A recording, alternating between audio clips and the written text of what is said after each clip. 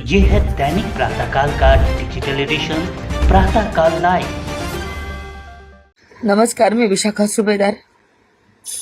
माजी महाराष्ट्राचे मुख्यमंत्री देवेंद्र फडणवीस साहेब आणि आपल्या देशाचे पंतप्रधान नरेंद्र मोदीजी यांना विनंती आहे,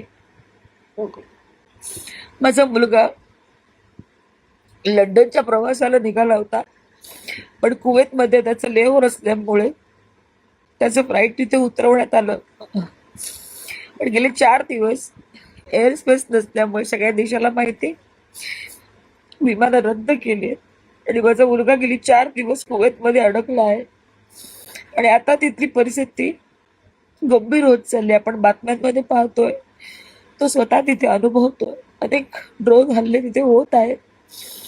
आता त्याला एका हॉटेलमध्ये एअरलाईन सर्व्हिसेसनी त्याची व्यवस्था केलेली आहे. इंडियन एम्बेसी कुवेतमध्ये असलेले त्यांनी तिथे व्यवस्था केलेली आहे, परंतु आता त्यांना भारतात परत आणण्याची व्यवस्था करावी. जसं दुबईच्या लोकांना परत आणलं गेलं तसंच कुवेतमध्ये सुद्धा आपले भारतीय अडकले, त्यांना परत आणण्याची व्यवस्था करावी अशी माझी त्यांना कळकळीची विनंती आहे.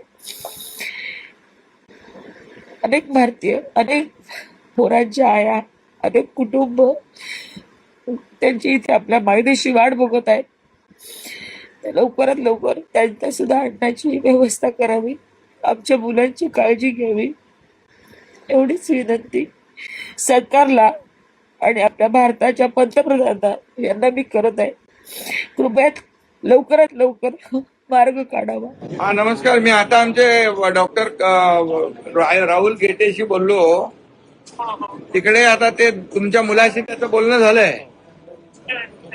झालंय आणि तिथे त्याला जी काय अडचण आहे ते आमचे दुबई मधले एक डॉक्टर पैठणकर म्हणून आहेत महाराष्ट्र मंडळाचे, ते तिथं कुवेतमध्ये संपर्क करतात आपल्या लोकांशी आणि त्याला तिथून सुरक्षित आपल्याला वापस इकडे आणायचं आहे ना.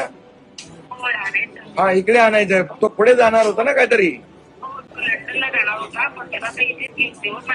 हा ना, आता त्याला इकडे आणू आपण आणि तोपर्यंत त्याला हॉटेलमध्ये तिथली राहण्याची व्यवस्था कुठेही त्याला अडचण होणार नाही त्याची व्यवस्था आम्ही इथून करतो.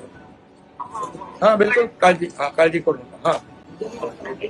हा, आणि काय असेल तर मंगेशचा कॉन्टॅक्ट करा आणि आम्ही तिथली व्यवस्था करू, चिंता करू नका. विशाखा सुभेदार ताई आपल्या अभिनेत्री आहेत, त्यांचं माझं फोनवर बोलणं झालं आणि त्यांचा मुलगा कुवेतमध्ये आहे.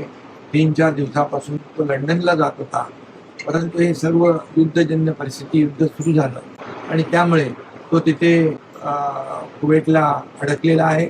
आमचे डॉक्टर राहुल त्यांच्याशी बोललेले आहेत, त्यांचं बोलणं झालेलं आहे आणि त्याचबरोबर कुवेतमध्ये जोपर्यंत त्यांना इकडे आणण्याची व्यवस्था आम्ही त्याची व्यवस्था करतोय, परंतु तोपर्यंत तिथं सुरक्षितपणे तिथं त्यांची राहण्याची व्यवस्था कुठेही त्यांना गैरसोय होणार नाही याची काळजी आम्ही घेतो.